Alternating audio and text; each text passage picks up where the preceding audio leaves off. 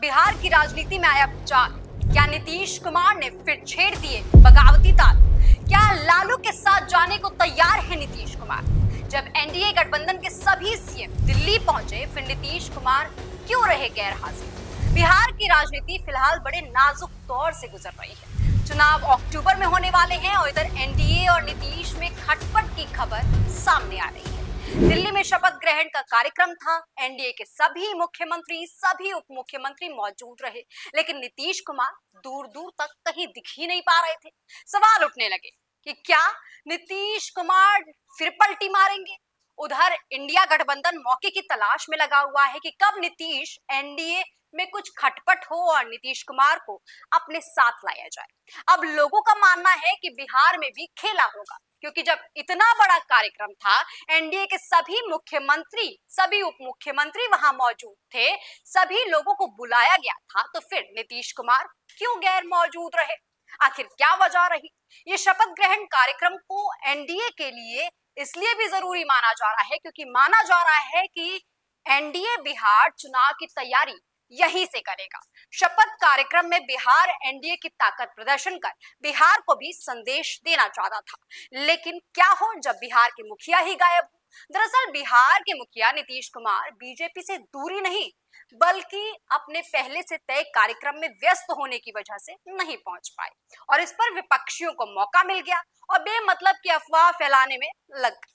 लेकिन ये भूल गए कि इंडिया गठबंधन का बिहार में कैसा बंटाधार हो रहा है।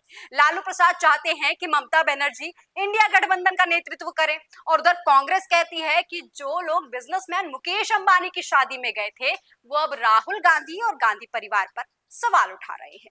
जितने मुंह उतनी बातें।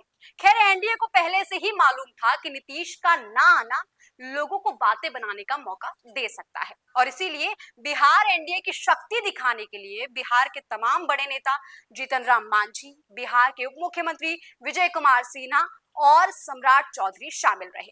जेडीयू की तरफ से संजय झा और ललन सिंह मौजूद रहे, जिससे एकता का संदेश तो साफ चला जाता है। मतलब बेमतलब की अफवाह फैलाने वाले जिन आंखों से नीतीश कुमार को ढूंढ रहे थे, उन्हीं आंखों से कम वो एक बार जेडीयू के नेताओं को भी देख लेते, बिहार के उप मुख्यमंत्री को देख लेते, कम से कम तसल्ली मिल जाती। लेकिन बिहार के इंडिया गठबंधन में क्या हो रहा है, वो देखा जाना फिलहाल जरूरी है। लेकिन इंडिया गठबंधन की सारी नजरें तो फिलहाल एनडीए पर टिकी हुई हैं कि वहां क्या हो रहा है, क्या नहीं हो रहा है। सारी एनर्जी यहीं खत्म कर देते हैं और ये लोग देख ही नहीं पाते कि ऐसे भी कई विधायक हैं जो आरजेडी की मीटिंग से गायब रहते हैं। क्या पता कि वही विधायक आने वाले समय में एनडीए के साथ नजर आए। खैर, मुख्यमंत्री नीतीश कुमार का कार्यक्रम में शामिल ना होना सवाल तो खड़े करता है, क्योंकि नीतीश कुमार का दल बदलने का इतिहास रहा है। कभी लालू प्रसाद यादव के साथ मुख्यमंत्री बन जाते हैं, तो कभी बीजेपी के साथ गठबंधन कर मुख्यमंत्री बन जाते हैं। यहाँ तक कि जहां कभी ना जाने की बात करते हैं, जहां के दरवाजे हमेशा के लिए बंद होने की बातें चलती हैं, वहां भी चले जाते हैं। तभी तो 9वीं बार मुख्यमंत्री बने हैं नीतीश कुमार इस बार। हालांकि बिहार में ऐसे नेताओं की फहरिस्त काफी लंबी है जो दल बदलने के लिए ही जाने जाते हैं।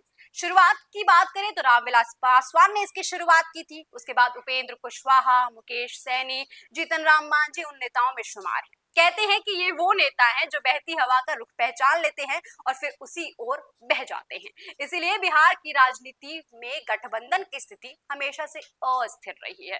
नीतीश कुमार के बार बार पाला बदलने से यह अस्थिरता और भी बढ़ जाती है। लेकिन नीतीश कुमार शायद अब ये समझ चुके हैं कि फिलहाल हवा सिर्फ बीजेपी और इंडिया गठबंधन की ही चल रही है। तभी तो एक के बाद एक राज्यों में जीत हासिल कर अपना परचम लहरा रही है। अब आप दिल्ली को ही देख लीजिए। दिल्ली जीत पाना बड़ा मुश्किल था। किसी को लग ही नहीं रहा था कि दिल्ली जीत पाएगी बीजेपी, लेकिन 27 सालों के बाद बीजेपी ने वापसी की। हरियाणा का उदाहरण ले लीजिए, स्थिति बिल्कुल भी ठीक नहीं थी। लोग कांग्रेस की हवा बता रहे थे, लेकिन सिर्फ एक मुख्यमंत्री बदलकर बीजेपी ने सारा गेम पलटने का काम कर दिया और अब बीजेपी अपने विजय पथ पर निकल चुकी है। और बिहार की तैयारी भी शुरू कर चुकी है। उधर आरएसएस ने भी अपनी प्लानिंग पर काम करना शुरू कर दिया है। बीजेपी ने यह ऐलान भी कर दिया है कि बिहार चुनाव एनडीए नीतीश कुमार के चेहरे पर ही लड़ेगी, और ना सिर्फ लड़ेगी बल्कि जीत कर भी आएगी, ऐसा दावा बार बार एनडीए द्वारा किया जा रहा है। अब चुनाव तो अक्टूबर में होने वाले हैं, लेकिन तब तक के लिए बिहार की राजनीति नाजुक दौर से गुजर रही है, जैसा मैंने आपको पहले ही बताया है, क्योंकि चाहे एनडीए हो या इंडिया गठबंधन, दोनों ही जीत की तैयारी में लगे हुए हैं। दोनों ही पार्टियां साम दाम दंड भेद की राजनीति कर इस बार चुनाव जीतना चाहते हैं, और बिहार के दो बड़े नेता लालू प्रसाद यादव और नीतीश कुमार, दोनों के लिए ये एक अग्नि परीक्षा से कम नहीं होने वाली है। अभी नहीं तो कभी नहीं वाली स्थिति अब सामने आ गई है। अब इस स्थिति से कैसे लड़ेंगे ये तो आगामी चुनाव ही बताएगा। लेकिन फिलहाल आपको क्या लगता है, कमेंट सेक्शन में लिखकर जरूर बताइएगा। ऐसी और तमाम खबरों के लिए देखते रहिए टीएनपी इंडिया।